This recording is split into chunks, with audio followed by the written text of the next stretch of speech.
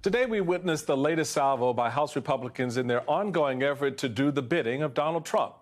Jim Jordan led the charge in the latest spectacle of the political theater known as the Subcommittee on the Weaponization of the Federal Government.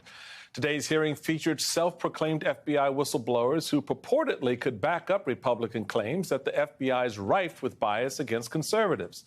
Now, mind you, two of the FBI agents who testified, Marcus Allen and former agent Stephen Friend, had their security clearances revoked this month over security concerns, according to a letter sent from the FBI to the Judiciary Committee and obtained by NBC News. The letter says Allen was found to have expressed sympathy for persons or organizations that advocate, threaten, or use force or violence, promoted conspiracy theories about the January 6 violence, including that federal law enforcement had a role in instigating the riot, and had misled a colleague about a January 6 suspect. In Stephen Friend's case, the letter says he refused to participate in the arrest of a January 6 suspect, downloaded documents from FBI computer systems to an unauthorized removable flash drive, released sensitive FBI information on his personal social media accounts without authorization, and participated in multiple unapproved media interviews, including an interview with, wait for it, Russian government news agencies. As you would expect, the hearing also included the downplaying of the events of January 6th, as heard here from Republican Congressman Dan Bishop. Another of you has been concerned about the investigation of people by the preeminent law enforcement agency in the country for nothing more than being on a bus to travel to a place where there was a speech by the president and so forth. Yeah, and so forth. But it was Democratic Congresswoman Linda Sanchez who perfectly called the hearing what it was. Make no mistake, this hearing is a vehicle to legitimize the events of January 6th and the people who perpetrated it. And why? Because Donald Trump is running for president again. And if you normalize the events of January 6th, if you repeat his election fraud lies, then maybe he doesn't seem quite so extreme. Maybe it will be easier to overturn a free and fair election the next time. Joining me now is former Democratic Senator Doug Jones. He is now a distinguished senior fellow at the Center for American Progress. And my buddy Frank Figliuzzi, former FBI Assistant Director for Counterintelligence. Welcome to you both.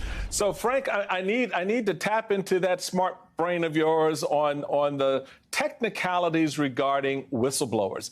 If you could give us just a quick refresher primer about what the whistleblower law is and what constitutes a whistleblower. And I then want to follow up is, do any of these guys fit that bill?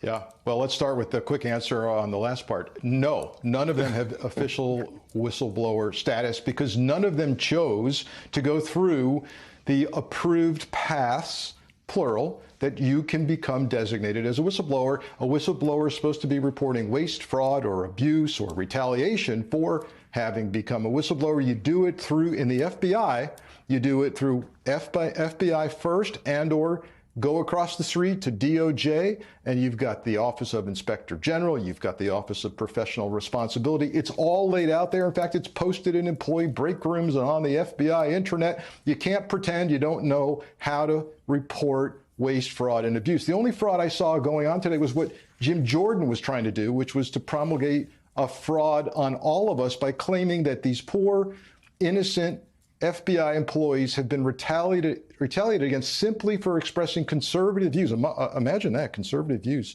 within the FBI. So you know, suddenly I missed the memo, Michael, where the FBI became a left-wing bastion of liberals. I missed that. But yeah.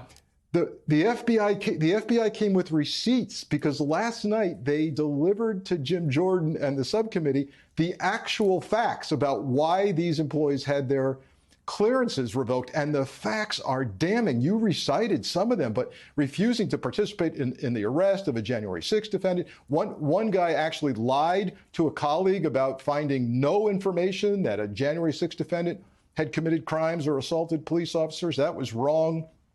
Another guy went in after hours and withdrew, as you noted, withdrew sensitive information from FBI files and lied about it, then secretly recorded his supervisors in violation of Florida law. We can go on and on and on, but when you look at it, you go, sounds like valid security clearance revocation to me. It does. And so to that point, Doug, I want to follow up with you and have you take a listen to exchange between Representative Debbie Wasserman Schultz in questioning the witnesses regarding their whistleblower status, to Frank's point. Mr. Chairman, these individuals have been determined not to be whistleblowers. These are not whistleblowers. They've been determined by the agency not to be whistleblowers. Are you deciding that they're whistleblowers? Yes, the law decides. Did you not listen to Mr. Levitt's testimony? Did you not read the law? The law decides that they are whistleblowers. His attorney is chair asserting recognizes that they are the gentlelady from New York. The gentlelady from New York has been recognized. So the circus side of that notwithstanding, Doug, how does this committee expect to be taken seriously when the agency itself is looking at these individuals and saying they're not checking all the boxes that Frank laid out? They're not checking the boxes as actual whistleblowers. But the committee chairman here, Jim Jordan, says the law says it is. We know the law better than the FBI.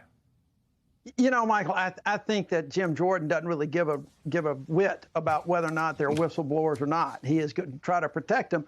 But what he's doing is exactly what Representative Linda Sanchez said, and that is trying to put on a show to somehow bolster Donald Trump in his presidential campaign, to try to minimize whatever happened on January 6th, and to try to show that the FBI was somehow biased. And I agree with Frank. I think everybody didn't get the memo that all of a sudden the FBI, who got criticized just not too long ago, quite frankly, for not adequately investigating white supremacy and right-wing white supremacy, is now some left-wing arm of whatever left-wing organization. So it's damaging. And what's really sad about this is what it's doing to the FBI.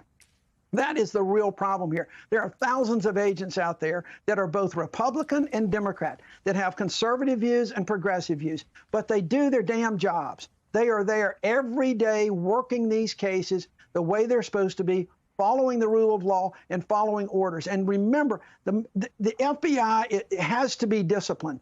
They have to have an almost military-like discipline within their ranks because of the sensitive nature of everything that they do that could put this country in jeopardy if they really had rogue agents. Frank, that's, for me, the takeaway at the end of the day. If you have these two individuals who, as you described their behavior and as has been reported by the FBI and made public in the press, what does that do inside that institution? You're an FBI man. You know that culture. You know the people. What are they thinking right now when they hear the chairman of the Judiciary Committee sitting in this particular seat, weaponization of government, literally weaponizing the government against the FBI? It does affect morale. I have spoken with folks this week about these hearings, and they're just tired of it. And you can even see with the FBI's response, look, this is the letter they sent to Jordan, the FBI, is an unprecedented letter in terms of the amount of data it contains about really human resource matters and personnel matters, but they've been adjudicated, and where they've been adjudicated, the FBI is saying, look, we're taking the gloves off. You're going to make these fake allegations. We're fighting back. We're going to tell you the facts about this. So it does affect the rank and file. It's now affecting decision making on fighting back, taking the gloves off. But the irony here is kind of a damned if you do, damned if you don't scenario. The hard right MAGA folks are saying we think the FBI is politicized. We think they're biased. So here come these employees who have been disciplined for inserting their political opinion into their work, and now they're heroes for the MAGA right. So you can't win, and clearly they don't care.